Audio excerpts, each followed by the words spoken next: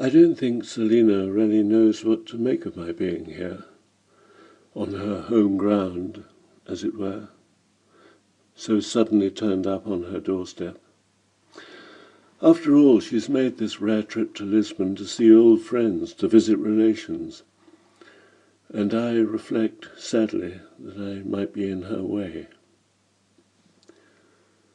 And so I spend most days alone, wandering around the city and along beside the Tagus, watching the ships from every corner of the world inch their way beneath the looping bridge, and the ferry boats bobbing over the waves towards Caecilius on the other side.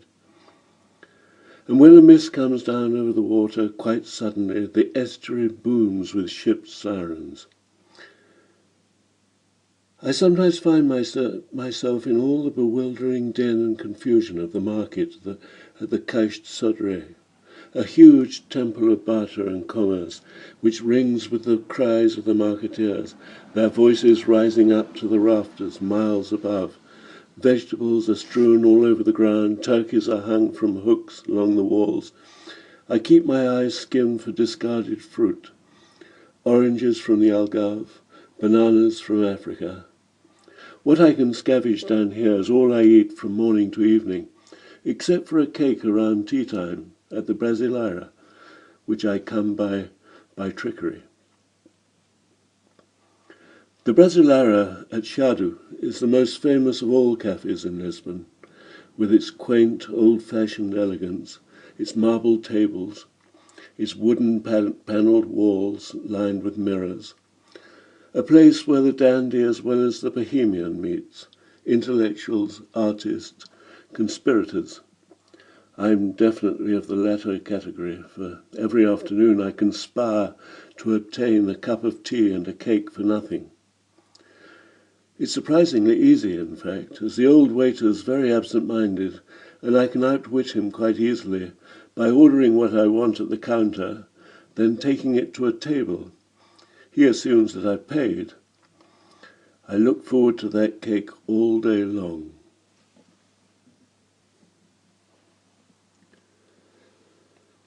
Glad of the distractions the streets afford me, I amble through them, trying to fill my days. Just as the lady on the train had said, Lisbon's full of lights and music and gaiety, Christmas crowds thronging the squares and shops and cafes. Business booms for all, from the shopkeeper to the accordionist on the corner of the Travessa de Forno. Even for the beggars it booms. Ha! There are some wily ones of those. Look at this one, sitting on the Rua de Carmo, shaking so violently one would diagnose his condition as the final stages of Parkinson's disease. That is, if one didn't cotton on to the fact that he's an out-and-out phony and he's putting the whole thing on. See how quickly his tin's filling up with coins? And now watch him, thinking no one's looking. Watch him stop his shaking and fish an expensive brand of cigarettes from his pocket, and with a gold lighter, yes, gold, and steady hand, absolutely steady, illumine the fag between his lips. But the one that really takes the biscuit I happened upon yesterday when strolling along the Rua Augusta.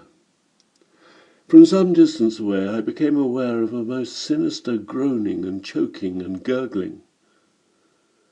Gripped with curiosity, I made in the direction of it, and all of a sudden its author sprang into view.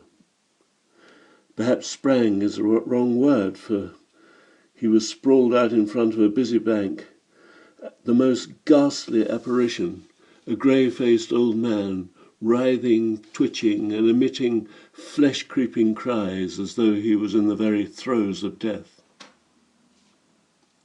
At first, I was taken in by it like everyone else. But then I began to notice the telltale signs of an act. Firstly, why had he laid a newspaper out carefully underneath him? So as not to dirty his clothes, of course. Secondly, why did he keep glancing slyly around and only start his caterwauling when he saw people approaching? well, so as not to exhaust himself unnecessarily. Here, he was doing pretty well, simply raking it in. He was getting rich, in fact, the tin beside his head piling up with coins and banknotes. Everything was going like clockwork until a good Samaritan arrived, knelt down beside him, and very concerned was saying, "Come with me to the hospital." The arrival of this altruist was the very last thing the old impostor needed right now. He was going to spoil everything.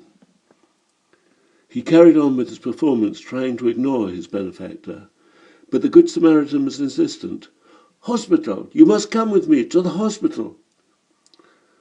A crowd was gathering round. Someone was dispatched to a nearby cafe for a glass of water, and finally the dying man was obliged to acknowledge the presence of this meddlesome man by hissing furiously to him, "I'm all right." "No, you are sick. You need medical attention." "I'm all right," hissed the beggar venomously, glaring at the fellow who was making such a damn nuisance of himself. And then he sat up, saying, "You see, nothing whatsoever is wrong with me." The Samaritan saw that indeed the grey-faced fellow was looking better, and finally took his leave.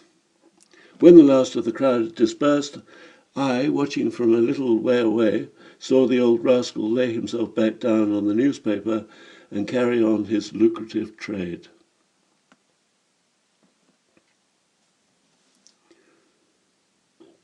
"I've been working all my life to avoid working."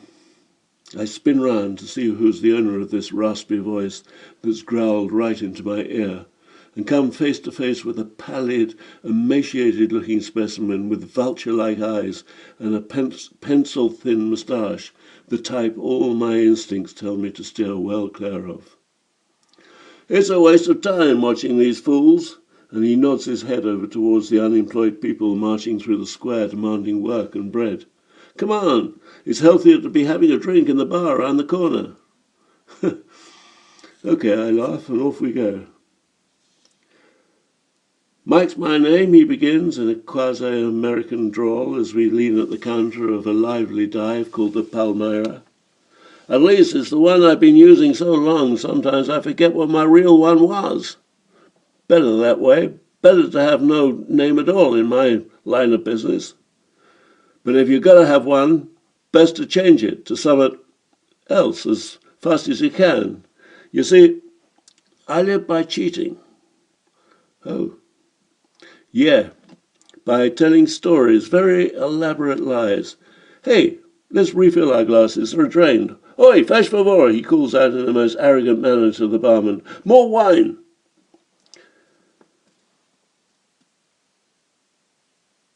And lies work in this world. If I told the truth, I'd be more likely to get a crack on the jaw. People wouldn't like hearing the truth about me, nor about themselves for that matter, he adds, with a wry grin. And so I string a few lies together and make them into a story, a convincing one. It's an art, really. He chuckles and goes on. For instance, I could be a Lufthansa pilot or an officer in the army, the merchant navy, or whatever had had my drink spiked whilst out on the town, had come round lying in the gutter of some dark alley, having been beaten and robbed of every damn thing I had, papers, wallet, everything, and had missed the ship, the plane, or whatever, home. Yeah, I can pull this off. They swallow it. You wouldn't believe how naive tourists can be, especially damn Germans. When I put on my Hochdeutsch accent and preen myself like a Prussian tank commander, clicking my heels and things like that. Oh yeah, Germans like that sort of thing. And when I ask if it would be too much for us for a little loan, enough for a meal and the fare home, they dig into their pockets, only too glad to be able to render service for a serviceman in distress. He chuckles again. Well, when he does so, his whole body seems to convulse, and I feel my flesh creep. I impress upon them it's purely in the nature of a loan, and I'll return it just as soon as I'm home and out of this mess. And please look me up if ever you find yourself my way, so that I may return your hospitality. And I scribble my address on a piece of paper. It's the address of a cemetery in Bavaria. His frame rattles with laughter. His vulture eyes like slits, and he emits a hissing sound through clenched teeth. I'm German. You probably guessed that, but I try to keep quiet about my origins, except when I seize upon some German tourist with one of my stories. Then the more German I am, the better it pays. Yeah, I'm a damn Kraut, brought up in Poland just after the war. There was nothing but poverty, real goddamn poverty, but I never want to see it in all the days that I live. Bread, if you were lucky, washed down with thin cabbage soup in which you might find a potato floating if you were lucky, and if you were very, very lucky, a piece of pig. And you know what I spent my days doing? I was watching over pigs. Yeah, I was a swineherd, chasing pigs around in the mud all day long with a stick. Christ, look at me. Do I look like the type that would appreciate life in the countryside, in God-forsaken hills miles from a city? Well, I used to have a lot of dreams as I sat there looking at pigs, listening to their idiotic snorting from dawn to dusk, day after day. One day I'm going to change all this, live in a castle, I vowed to myself. I was well versed in fairy tales, you see, castles, princesses, and gold. I didn't care if I had to borrow, rob, lie, beg, or cheat. I was going to get my fair share of gold. So one day I stole some money from my father, all the money he had, in fact, and set out west in the search for fortune and a civilized life. I resolved never to find myself poor again. No, sir, I was going to eat caviar and drink champagne, live in a castle and have plenty of gold. That was what I'd always dreamt of, and I was going to get it. He swills the wine around his mouth and looks at me. I was going to make my dreams come true. So, I got to Munich. There I got a job working side by side with American GIs. So, as well as earning a bit of decent money for the first time in my life, I learned American. Yeah, I learned to speak American. A very useful thing to learn. I stuck to that for a while, but the work I was doing was lowly, futile, and boring. I won't go into the details of it. Such details would depress you as they depress me. I decided to get to Paris. Yeah, Paris. Paris seemed the place to go. At first it was hard, like any city can be hard. It glittered all right. Glittered like nowhere I'd seen before. But the glitter was not for me. Not yet. And I was German. This was when I first started passing myself off as an American. A Hollywood film star, a Transylvanian count. He preened his moustache and took another swig of wine. Well, I don't know if you know Paris. You do, huh? Well, I fell in with some beggars around Saint-Michel, around the fountain there. You know it? You been there, huh? Well, I was broke, needed money. I started asking a passers-by, like the rest of them. Tapas en bal, s'il vous plaît. It worked, goddammit. People gave me money.